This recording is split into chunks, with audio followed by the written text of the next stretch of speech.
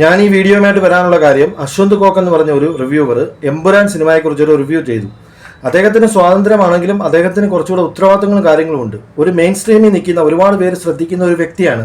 പുള്ളിയുടെ സ്വന്തം ഇമോഷൻസ് കാണിക്കരുത്. നമ്മൾ ഭാര്യയായിട്ട് വഴക്കിടുമ്പോൾ നമ്മൾ പെട്ടെന്ന് ദേഷ്യപ്പെടും, ഭയങ്കരമായിട്ട് അലറിക്കരയും, ചിലപ്പോൾ ഭയങ്കര സ്നേഹം ഉണ്ടായിരുന്ന സമയത്ത് നമ്മൾ ഭയങ്കരമായ സന്തോഷം കൊണ്ട് കണ്ണീര് വരും.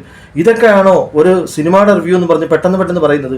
ഇതിനേക്കാളും ഭേദമല്ലേ നമ്മൾ മമ്മൂട്ടി ഫാൻസ് അല്ലേ മോഹൻലാൽ ഫാൻസ് എന്ന് പറയുന്നവർ വന്നിരുന്നിട്ട് കൂതറപ്പടവാന്ന് പറയും, മറ്റവർ വന്നിട്ട് സൂപ്പർ പടവാന്ന് പറയും. അപ്പം അത് നമ്മൾ അത് വിശ്വസിക്കണമല്ലോ.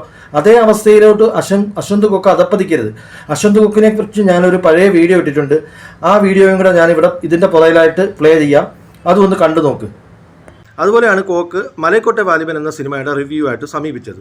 കോക്ക് രണ്ടെണ്ണമൊക്കെ അടിച്ച് നമ്മുടെ പണ്ടത്തെ കാലത്തിലെ ഗുഹ പോലുള്ള സിനിമാ ടിക്കറ്റൊക്കെ എടുക്കുന്ന സ്ഥലത്ത് പോയി 10ൻ്റെ ടിക്കറ്റൊക്കെ അന്നത്തെ കാലത്ത് അങ്ങനെയായിരുന്നു, ഫ്രണ്ടിൽ പോയിരിക്കും. കോക്ക് ഫ്രണ്ടിൽ പോയിരിക്കുമ്പോൾ കോക്കിനൊന്നും മനസ്സിലാവുന്നില്ല. കുറേ വിഷ്വൽസ്, അതിമനോഹരമായ വിഷ്വൽസ്, കോക്കിനൊന്നും പിടിയിട്ടുന്നില്ല.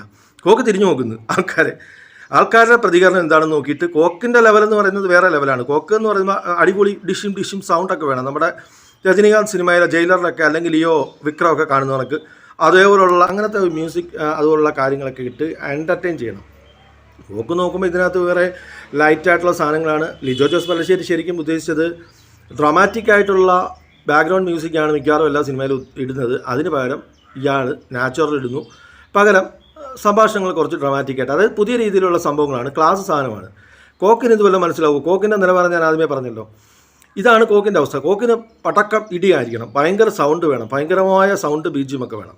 പിന്നെ കോക്ക് റിവ്യൂ ഇട്ടിട്ട് കോക്കിന് പറഞ്ഞുകൊണ്ടിരിക്കുമ്പോൾ കോക്കിനൊരു ചെറിയ ഡൗട്ട് തോന്നി, ഇനി എന്നെ ആൾക്കാർ തെറ്റിദ്ധരിക്കുമോ, ഞാൻ ലോക്കലാണ്, ഞാൻ തറയാണെന്ന് വിചാരിക്കുമോ എന്ന് പറഞ്ഞുകൊണ്ട് കോക്ക് എന്തോ ചെയ്യും. ചില രാഷ്ട്രീയക്കാരൊക്കെ പ്രസംഗിക്കുമ്പോഴേ അവർക്കൊന്നും അറിയത്തില്ല, പക്ഷേ അവർ പറയത്തില്ലേ 93 എന്താണ് സംഭവിച്ചത്, 47 എന്താണ് സംഭവിച്ചത്, നമുക്കെല്ലാം അറിയാമല്ലോ.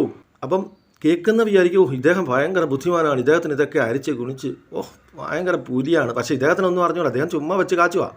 അതുപോലെ കോക്ക് അടൂർ ഗോപാലകൃഷ്ണൻ്റെ സിനിമകൾ ഞാൻ ആസ്വദിക്കുന്ന വ്യക്തിയാണ്. ഭരതൻ അതുപോലുള്ള സംവിധായകരെ, അരവിന്ദൻ അതുപോലുള്ള സംവിധായകരുടെ സിനിമകൾ ഞാൻ ആസ്വദിക്കുന്ന വ്യക്തിയാണ് എന്ന് കോക്ക് വെച്ചം കാച്ചു. ഇതാണ് കോക്ക് ശരിക്കും യഥാർത്ഥ കോക്ക്. കാരണം കോക്കിൻ്റേതായ ഒരു സെറ്റപ്പ് ഉണ്ട്.